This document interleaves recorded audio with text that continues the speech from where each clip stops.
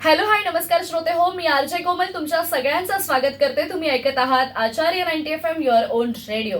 श्रोते, आपल्या सगळ्यांना कल्पना आहे की आपण आपल्या आचार्य 90 FM च्या स्टुडिओमध्ये नेहमीच विविध क्षेत्रातील अनेक दिग्गज मान्यवरांच्या, महिलांच्या, पुरुषांच्या मुलाखती खूप छान पद्धतीने घेत असतो. वेगवेगळ्या टीम सोबत छान आपल्या गप्पा रंगलेल्या असतात. आज माझ्यासोबत आपल्या स्टुडिओमध्ये संतूर मम्मा आपण जिला म्हणू शकतो. बियॉन्ड दॅट खरं तर आपल्या सगळ्यांना माहिती आहे की आजकाल स्त्रिया कोणत्या क्षेत्रात मागे राहिलेल्या नाहीयेत. प्रत्येक क्षेत्रामध्ये स्त्रीने तिचं वर्चस्व दाखवून दिलेलं आहे आणि स्त्रिया ह्या स्वावलंबी बनू पाहतात. आणि ह्याच धावपळीच्या जगात जिने आपली पॅशन खूप छान पद्धतीने फॉलो केली आणि स्वतःचं नावही केलं, अशी कॉस्ट्युम डिझायनर शीतल सोनार आज आपल्यासोबत जोडल्या गेलेल्या आहेत. शीतलताई, तुमचं खूप खूप स्वागत आहे आचार्य 90 FM मध्ये. शरयू क्रिएशन हा ब्रँड त्यांनी गेली 4 वर्ष झालं त्या चालवत आहेत. या अगोदर त्यांचं 15 वर्ष झालं एक ब्युटिक आहे जिथे त्या टीचिंग करायच्या, म्हणजे अनेक त्यांचे क्लासेस चालायचे. सो या व्यतिरिक्त मला सांगायला अतिशय आनंद वाटतोय की त्यांनी स्वतःचे इव्हेंट सुद्धा ऑर्गनाईज केलेले आहेत. ग्लॅमरस आयकॉन फोटोशूट असू द्यात, ग्लॅमरस आयकॉन बदलापूर असू द्यात, यांसारखे अनेक इव्हेंट्स त्यांनी स्वतः ऑर्गनाईज केलेले आहेत. त्या बदलापूरहून इथे आलेल्या आहेत. मरमेड असू द्यात, नागिनचं शूट असू द्यात, फेस्टिवल असू द्यात, शकुंतला शूट असू द्यात, यांसारखे वेगवेगळे कॅरेक्टरचं शूट सुद्धा मॅमच्या अंडर होत असतं.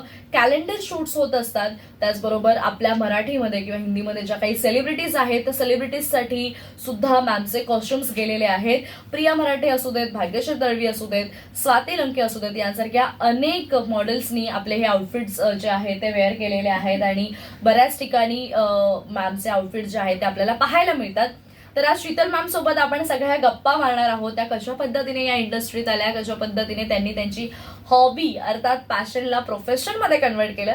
चला तर मग आजच्या या गप्पांना सुरुवात करूया. शीतलताई, पुन्हा एकदा खूप खूप स्वागत.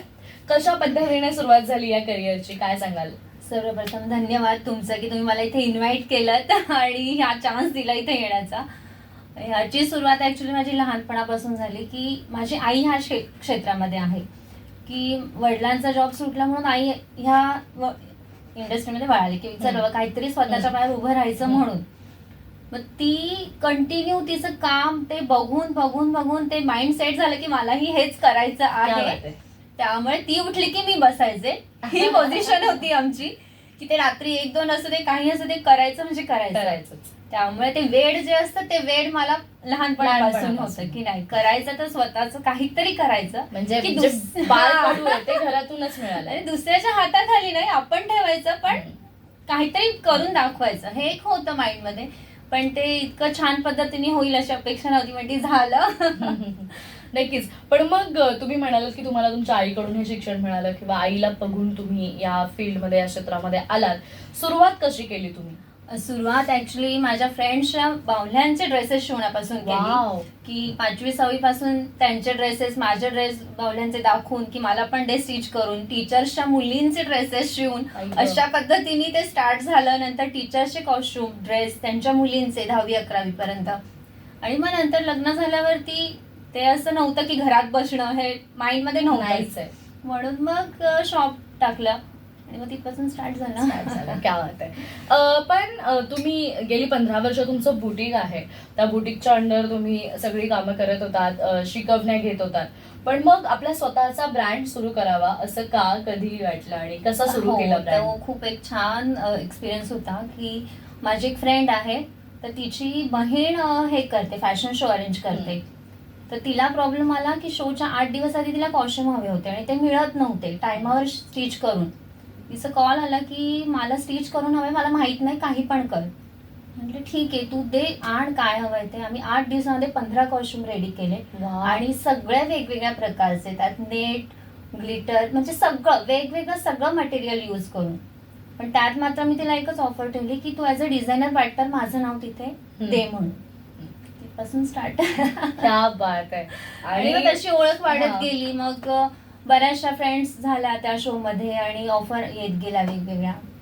क्या बात आहे. नक्कीच. म्हणजे एक असं म्हणतात की कुठेतरी आपल्या आयुष्यामध्ये काही टर्निंग पॉइंट्स येत असतात आणि हा इव्हेंट तुमच्यामध्ये, तुमच्या आयुष्यामध्ये एक टर्निंग पॉइंट आला आणि तिथून तुम्ही सुरुवात केलीत. तुम्ही आतापर्यंत बरेच इव्हेंट्स केलेले आहेत, पण मग स्वतः ॲज अन कॉस्ट्युम डिझायनर किंवा कॉस्ट्युम पार्टनर म्हणून काम करत असताना तुम्ही स्वतः इव्हेंट्स ऑर्गनाईज कधी करू लागल्यात आणि हे म्हणजे नुकतेच ब्रँडला सुरुवात होऊन 4च वर्ष झाले, त्या वर्षांमध्ये तुम्ही इतकी मोठी मजल गाठली, हे कसं शक्य झालं? शक्य म्हणजे कॉस्ट्युम आपले होते आणि त्यामध्ये आपण वेगवेगळे प्रत्येक शोला वेगवेगळं पॅटर्न देत होतो. मग तिथून असं एवढे कॉन्टॅक्ट होते माझे, तर दुसऱ्यांना देण्यापेक्षा आपण आपलंच स्टार्ट का करू नये. बरोबर. आणि बऱ्याचशा फ्रेंड्स अशा होत्या की तू कर, मी आहे तुझ्यासोबत, की आम्ही तुला जॉईंट होतो, की मला बॅक सपोर्ट खूप आहे माझ्या फॅमिलीचा पण आणि माझ्या फ्रेंड सर्कलचा पण. त्यामुळे मग ह्या वर्षी आम्ही ठरवलं नाही काहीतरी करायचं आणि तो खूप छान रिस्पॉन्स होता. की फक्त आम्ही ठरवलं तर 50 आम्हाला कंटेस्टंट मिळावे ही अपेक्षा होती, पण आमचे कंटेस्टंट 150च्या वर होते. म्हणजे आम्हाला नंतर आम्ही कॅन्सल केलं की आम्ही नाही हँडल करू शकत तेवढे, तुम्ही प्लीज नेक्स्ट शोला या. तर आता पण आपला आहे, आपण एप्रिलमध्ये करणार आहोत नेक्स्ट शो. क्या बात आहे. म्हणजे एक काय वाटतं माहितीये, ताईच्या बोलण्यामध्ये सुद्धा ती जिद्द दिसते की मला शांत राहायचं नाहीये किंवा मी फक्त हातावर हात देऊन बसू शकत नाही, तर मला सतत काहीतरी क्रिएटिव्ह करायचंय. And she is so creative, हे मी तिच्या आउटफिट वरून सांगू शकते, कारण तिने ज्या पद्धतीचे आउटफिट्स बनवलेले आहेत ते अतिशय सुंदर आहेत. आणि म्हणजे पाहता क्षणी असं वाटू शकतं की वाव, अशाही प्रकारचं काही आउटफिट बनवू शकतं. सो इतके गोड आउटफिट्स ते बनवत असते. आणि तू जे काही जिद्द मनामध्ये ठेवलेली आहे की शांत राहायचं नाही, सतत काही ना काहीतरी कामं करत राहायची किंवा सतत काहीतरी स्ट्रॉंग आणि मस्त असं लोकांसाठी घेऊन यायचं. खाणं, जेवणं, झोपणं हे कॉमन आहे, पण काहीतरी डिफरंट असावं ना, की आपण झोपतरी किती काढावी, एक्झॅक्टली लिमिट असतं. आणि म्हणून आता असं ऑप्शन आहे की आता झोपायला वेळच नाहीये सिरियसली. म्हणजे तिने इतकं स्वतःला बिझी केलंय. श्रोते हो, आपल्या आजच्या या विशेष मुलाखतीमध्ये आज आपल्या फॅशनिस्टा सेगमेंटमध्ये आज आपल्यासोबत जोडली गेलेली आहे शीतल सोनार, कॉस्ट्युम डिझायनर, आणि त्याच्यासोबतच्या ह्या गप्पा ज्या आहेत त्या अशा सुरू राहणार आहेत. जसं की मी मगाशी म्हणाले की ताईचे बरेच फोटोशूट्स वगैरे ह्या सगळ्या गोष्टी होत असतात, त्याविषयी जाणून घेणार आहोत. पण वेळ झाली एका छोट्याशा विश्रांतीची. तुम्ही मात्र कुठेही जाऊ नका. आचार्य 90 FM वर छान सुंदर मनमुराद गाण्यांचा आस्वाद घेत राहा, ऐकत राहा Acharya 90 FM your own radio.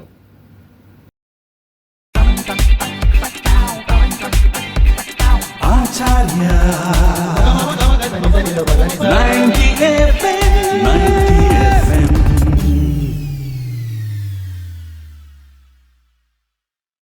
Hello, hi, नमस्कार श्रोते हो. पुन्हा एकदा छोट्याशा विश्रांतीनंतर मी आरजे कोमल तुमच्या सगळ्यांचं स्वागत करते. तुम्ही ऐकत आहात आचार्य 90 FM युअर ओन रेडिओ. श्रोते हो, आपण आमच्या या फॅशनिस्टा सेगमेंटमध्ये आज गप्पा मारत आहोत शीतल सोनारच्या, कॉस्ट्युम डिझायनर आहेत, ज्यांनी अनेक event as a costume partner आणि स्वतःही बरेच इव्हेंट ऑर्गनाईज केलेले आहेत.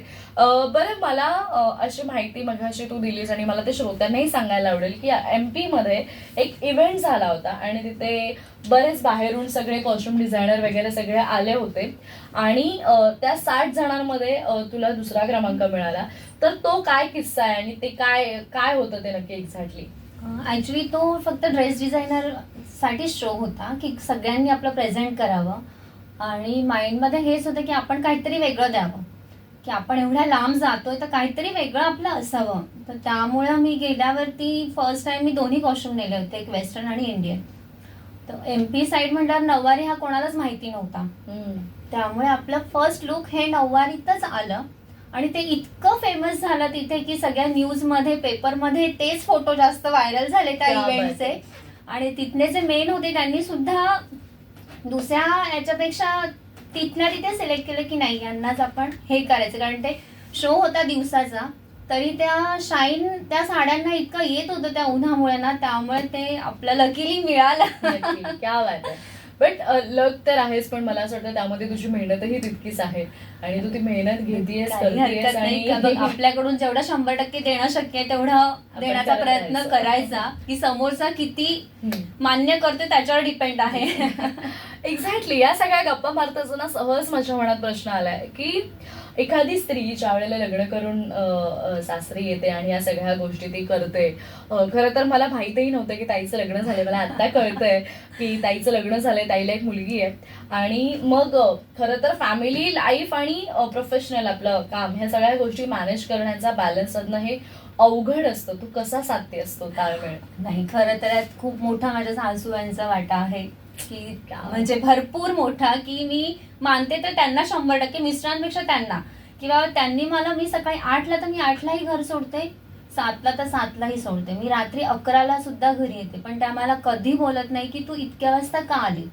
आता इव्हेंट होता तर आम्ही 2-2 वाजेपर्यंत मीटिंग घेत होतो, पण असं नाही की तू एवढा लेट आलीस, तू का नाही केलंस, मग रुसणं पण अजिबात नाही. म्हणून आज खरं मी इथपर्यंत पोहोचू शकते. खरंच. आणि दुसरं की माझे वडील, की त्यांनी मला लहानपणापासून कुठल्या गोष्टी नाही हा शब्द बोलले नाही, की म्हणजे वाईट दिशा असो तसं नाहीये, पण की मला हे करायचंय ना, ते चुकलं तरी चालेल पण तू कर, वाया गेलं तरी चालेल. म्हणजे मी माझा माइंडमध्ये असताना 9वी पहिला मी माझं हे केलं होतं, ड्रेसचं कॉस्ट्युम पूर्ण स्टिच करून सेल केले होते. का बाप, ते 9th स्टँडर्डला. येस. वा. आणि आमचे शॉप आहेत, तर तो एक शॉप खाली होतं, तर म्हटलं ठरवलं आपण करतोय तर आपण खूप सारे करून सेल का करू नये. तर त्यांनी, नाही तुला करायचंय ना, वाया गेले तरी चालेल पण तू कर. म्हणजे तेव्हापासून ते असं होतं की तुला ती दिशा हवी आहे, त्या दिशेला तू जा. माझा भाऊ सीए, आईचं म्हणणं होतं की तू पण त्याच फील्डमध्ये कुठेतरी जा, पण म्हटलं नाही, मला ते नाही जमणार आणि मी करणारही नाही. ऍक्च्युली क्रिएटिव्ह लोकांना असे का म्हणायचं. तर म्हणजे तिचं हे होतं की नको, तू एक काहीतरी पेमेंट सेट असं करून राहा. आणि याच्यामध्ये कसं असं कष्ट आहे, तू 24 तास वेळही पुरत नाही, तू एवढे कष्ट नको करू, पेमेंट घे, 2 दिवस सुट्ट्या की मजेशीर राहा. मला ते जमणारच नाही. म्हणून आहे. नाही पण खरंच म्हणजे तू आता उल्लेख केलास तुझ्या सासूबाईंचा, खरंच त्यांना कमाल आहे. म्हणजे प्रत्येक घरात अशी सासू असेल तर असावी. मी नेहमी म्हणते की माझ्या आईपेक्षा माझी सासू 100 पटीने चांगली आहे. आई अडवत होती, सासू मदत करते. सो हेच मला इथे म्हणायचंय की प्रत्येक घरामध्ये अशी समजून घेणारी जर फॅमिली असेल, समजून घेणारी लोक असतील, तर स्त्रीला जे यश मिळतं ना ते खरंच वाखाणण्याजोगं असतं. आणि मग त्यावेळेला बऱ्याच वेळेला असं होतं ना की फॅमिली सपोर्ट नाहीये, कुठेतरी कोणी मदत करत नाहीये, सहकार्य करत नाहीये, त्यामुळे आपली जी वाढ आहे, आपली प्रगती आहे ती कधी कधी खूप कमी होते. बघितलंय स्वतः की बऱ्याचशा महिलांना करायची खूप इच्छा असते, पण फॅमिली लहान मुलं नाही सांभाळत कोणी, किंवा बाहेर ठेवायची परमिशन नसते, हा सगळा इश्यू खूप असतो. त्यामुळे त्यांना कितीही करायचं असलं तरी ते लिमिटेड टाइम असतो की तेवढ्या वेळातच मी येऊ शकते बाबा, नंतर मी नाही येऊ शकत. सो या गोष्टी आहेत. ताई, मगाशीच ब्रेक पूर्वी आपण सांगितलं की मरमेडचे फोटोशूट होतात. मरमेडचं जे फोटोशूट आहे ते खरं तर फार डिफिकल्ट आहे. म्हणजे ती जी मॉडेल असते त्यांना तर खरंच हॅट्स ऑफ आहे. तर तू हे शूट कसं जमवून आणतेस, किंवा वेगवेगळे जे तुझे शूट्स आहेत, लाईक नागिनचं शूट असू देत किंवा शकुंतलाचं असू देत, हे जे कॅरेक्टर्स आहेत हे सगळे फार युनिक कॅरेक्टर आहेत. तर हे कॅरेक्टर करावे असं तुला काय वाटलं आणि हे कसं जमवून आणतेस तू? ऍक्च्युली काय झालं की फोटोशूट सगळेच करतात, पण काहीतरी डिफरंट आपण द्यावं हे एक माइंडमध्ये होतं. म्हणून फर्स्ट थीम आम्ही ठरवली की शकुंतला करावं, कारण तेव्हा जरा क्रेज होतं सगळ्या त्या गोष्टींचं. म्हणून मग व्हाईट साडीमध्ये जे पण पॅटर्न चेंज होतील ते सगळे आपण मॅनेज केले आणि त्याला रिस्पॉन्स खूप छान मिळाला. आणि त्यानंतर मर्मिडचं थीम माझ्या एका फ्रेंडने आणि आम्ही डिस्कस केलं होतं की आपण करूयात. ते पण खूप छान झालं की कोणी नव्हतं केलं आजपर्यंत.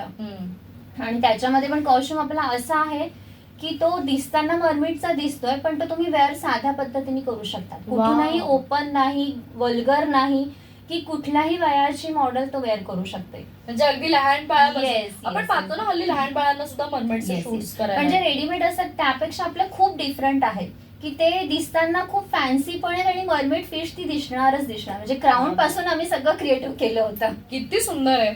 आणि हे मर्मेडचं झालं, पण त्याचबरोबर नागिन, म्हणजे हे तर कॅरेक्टर फार वेगळे आहे. आणि मग हे कॅरेक्टर प्रेझेंट करताना आपल्याला बऱ्याच गोष्टींचं भान ठेवावं लागतं. हल्ली जो ट्रेंड आलाय त्यामुळे लोकांना असं वाटतं की बरेच शॉर्ट्स कपडे किंवा थोडंसं वल्गॅरिटी असं प्रकारचं येतं. तर तू ह्या सगळ्या गोष्टींचा कसा विचार करून आउटफिट बनवतो? ऍक्च्युली काय की शॉर्ट ड्रेस ही ती मलाच मुळात आवडत नाही, की शॉर्ट घातलं म्हणजे सुंदर हा प्रकारच वेगळा आहे. तर आपण शॉर्ट न घालता डिफरंट काहीतरी द्यावं हे माइंडसेट होतं की प्रत्येकाने ते वेअर करू शकलं पाहिजे असं म्हणून. तर नागिन शूटचे पण फोटोज मी तुला नंतर दाखवते की ते पण इतके सुंदर आहेत ना की 60 वर्षाची लेडीज मॉडेल तिने सुद्धा शूट केलेला आहे की नाही मला हौस आहे मी करणार. म्हणजे शंकराच्या पिंडीपासून बनवण्यापासून ती स्नेक गळ्यात देण्यापासून आम्ही सगळं रेडी केलं होतं शूटसाठी. क्या बात आहे. म्हणजे इतके एफर्ट्स असतील ना, तर मला असं वाटतं ज्याही मॉडेल्स आहेत ज्यांना एक अक्युरेट प्लॅटफॉर्म पाहिजे की मला अशा प्रकारचं वेगळं शूट करायचं तर मी कुठे, तर प्लीज शीतलताई आहे. म्हणजे बदलापूरमध्ये आहे. तुम्हाला थोडंसं लांब जावं लागेल पण ती आहे. ऑफकोर्स काय म्हणतात ना, जास्त मेहनत केलं की त्याचं फळ असतं ते जरा चांगलं मिळतं. खूप खूप गोड मिळतं. खूप गोड मिळतं. सो ह्या सगळ्या गोष्टी आहेत. ताई, कॅलेंडर शूटला कसा प्रतिसाद मिळतो आणि ते तू का सुरू केलंस? म्हणजे काय त्याच्या मागे तुझा उद्देश काय होता? उद्देश हाच होता की आपल्या मुलांचा फोटो आपल्या घरात दिसावा. नॉर्मल कॅलेंडर तर आपण बघतोच, पण ते इतक्या आवडीने बघत नाही. चल डेट काय नाही कळली तर कॅलेंडर कडे वळतो. पण हे आपण टीव्ही टेबलवर आपल्या ऑफिसमध्ये आपल्या फॅमिलीचा फोटो ठेवू शकतो. त्या हिशोबाने ते आम्ही स्टार्ट केलं की चला करूयात काहीतरी. पण रिस्पॉन्स खूप छान मिळाला. 40 ते 50 जणांनी शूट करून घेतले आणि खूप नंतरही त्यांनी एक्स्ट्रा आपल्याकडून कॅलेंडर घेतले. प्रत्येकाने 10-10, 15-15 कॅलेंडर एक्स्ट्रा घेतले फॅमिलीला देण्यासाठी. वाव, असं क्या बात. आणि याच्यामध्ये लहान मुलांचं जास्त सगळे पूर्ण फॅमिली, लहान मुलं, गर्ल्स, बॉईज, मॉडेल्स सगळ्यांनी केलं शूट. क्या बात आहे ताई. पण या सगळ्या गोष्टी करत असताना खरं तर म्हणजे आज आपण इव्हेंट बद्दल बोलूया. इव्हेंटच्या इथे जाणं आणि मग तो टाइम तिकडे देणं किंवा त्या आउटफिट्स, प्रत्येक इव्हेंटसाठी एक वेगळे आउटफिट्स तयार करणं, हे खरं तर खूप जोखमीचे काम आहे. आणि त्यामध्ये आर्थिक पाठबळ सुद्धा तितकं आपलं स्ट्रॉंग असावं लागतं. तर तू ह्या गोष्टी कशा जमवून आणतेस? कारण बऱ्याच ठिकाणी आज आपण पाहतोय की इव्हेंट्स म्हटलं की मग कॉस्ट्युम पार्टनर म्हणून आपल्याला घेतलं जातं. मग तिकडे परत फायनान्शियलचा प्रश्न उभा राहतो. तर मग तू या सगळ्या गोष्टी फायनान्शियली कशा मॅनेज करतेस? ऍक्च्युली खरं तर ही फील्ड माझी हाऊस म्हणून आहे. म्हणजे पैसा कमवण्यापेक्षा एक आपल्याला आनंद मिळतो की हा मी कमवते कुठे, की जिथे माझं शॉप बुटीक आहे, पण ही माझी हाऊस आहे की चल ऍज आता किती जणांना फ्रेंड म्हणून मी कोलॅब मध्ये दिलंय की नाही चल तू पुढे जा, काहीतरी करतेस, माझ्याकडून तुला आहे सपोर्ट, मी देते तुला. हा हिशोबाने आतापर्यंत तरी मी केलंय आणि करत राहील शक्यतो. की जेवढं शक्य आहे की कोण पुढे जाते ना, ते फार महत्वाची गोष्ट आहे. कारण आपण त्यातून गेलोय, माहितीये की स्ट्रगल काय असतं. त्यामुळे की बाबा एक पुश करणं फार गरजेचं आहे. ते गोड आहे. म्हणजे असा एकतर मनामध्ये की आवड जपायची आहे आणि ती आवड जपण्यासाठी मग वाटेल तितके कष्ट करायला तिची तयारी आहे. आणि मुळात कष्ट करता करता, स्वतःचं चांगलं करता करता, स्वतः पुढे जाता जाता इतरांनाही सोबत पुढे घेऊन जायचं हा माइंडसेट ताईचा आहे. ताईसोबतच्या हा गप्पा ज्या आहेत त्याच्या सुरू राहणार आहे. तर श्रोते हो, पुन्हा एकदा सांगते, आजच्या आपल्या फॅशनिस्टा या सेगमेंटमध्ये कॉस्ट्युम डिझायनर आणि जिचं स्वतःचं ब्युटिक आहे, शरयू ब्रँड आहे, अशी शीतल सोनार आज आपल्यासोबत जोडली गेलेली आहे. तिच्यासोबतच्या या दिलखुलास गप्पा आपण अशा सुरू ठेवणार आहोत. पण वेळ झाली एका छोट्याशा विश्रांतीची. तुम्ही मात्र कुठेही जाऊ नका. आपण लगेचच भेटणार आहोत या गाण्याच्या विश्रांतीनंतर. ऐकत रहा Acharya 90 FM your own radio. Acharya 90 FM.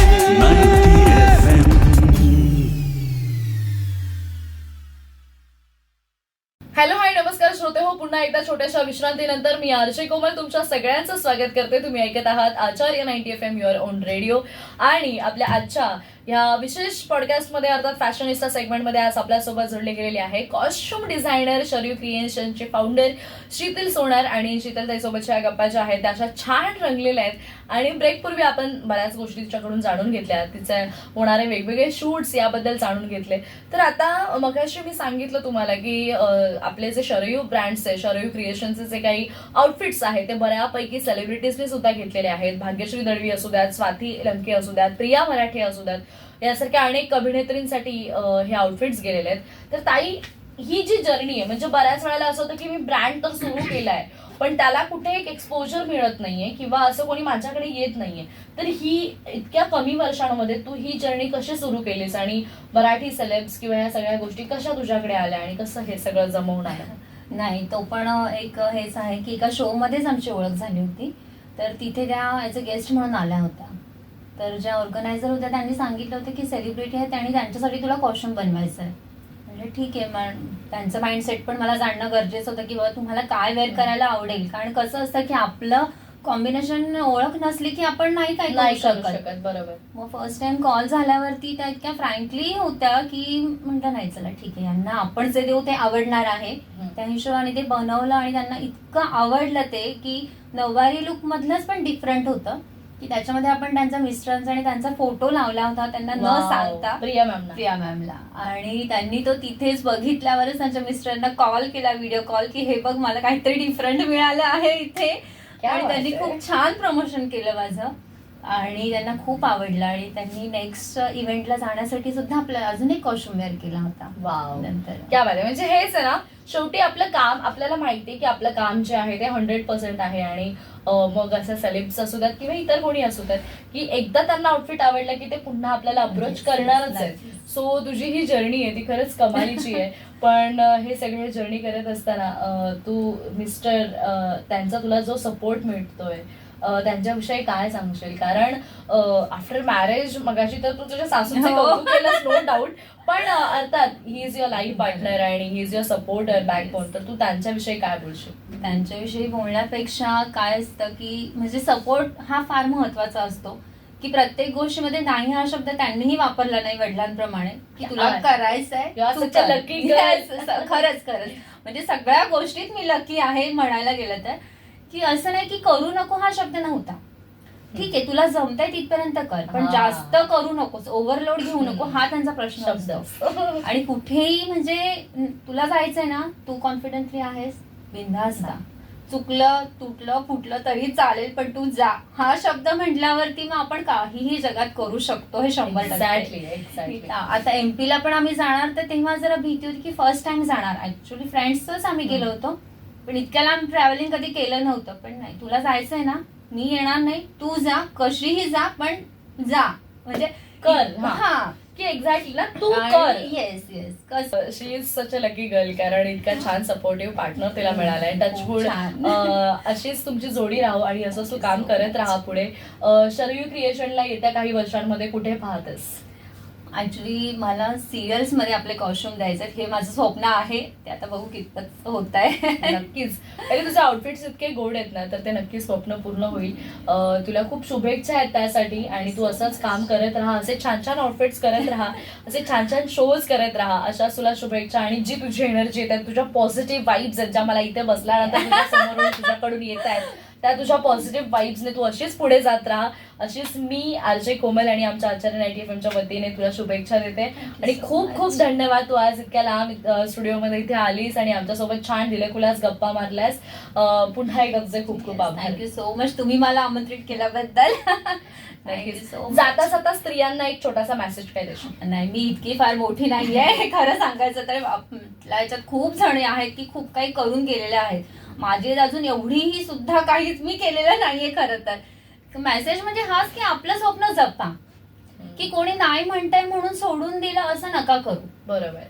बस, बाकी काही क्या नाही. बात आहे. म्हणजे ड्रीम्स जर आपल्याला सत्यात उतरवायचे, जर आपल्याला ड्रीम्स कम्स ट्रू असं काही जर पाहायचं आणि आहे, कसं असतं की वेळ नसतो हा प्रकार नाहीये. वेळ काढावा काढावा लागतो. लागतो. सगळ्या गोष्टींसाठी वेळ काढणं काढावा फार लागतो. गरजेचं आहे. की तू म्हणशील की मी हा. 9ला तर 9ला झोपेल आणि काम उद्या करेल, हा नाही. प्रकार करून नाही चालत. मग ते स्वप्नच राहतं. सो हे स्वप्न जर सत्यात उतरवायचे तर मेहनत घ्या, सातत्य ठेवा, चिकाटी ठेवा आणि तुमचे सत्य नक्की जी आहे स्वप्न जे आहे ते सत्यात उतरवा. तर ताई, thank you so much once again. आणि श्रोते हो, आजचा हा विशेष पॉडकास्ट फॅशनिस्टा हा जो सेगमेंट आहे, या सेगमेंटमध्ये आज कॉस्ट्युम डिझायनर आणि founder of Sharayu creation Sheetal Sonar ताई आज आपल्यासोबत जोडल्या गेल्या होत्या. तुम्हाला ह्या गप्पा, ही मुलाखत कशी वाटली, या प्रतिक्रिया आम्हाला नक्की कळवा. मी RJ कोमल ताई सोबत, शीतल सोनार यांच्यासोबत इथेच तुमची रजा घेतेय. तुम्ही मात्र कुठेही जाऊ नका, ऐकत रहा आचार्य 90FM, युअर ओन रेडिओ. धन्यवाद.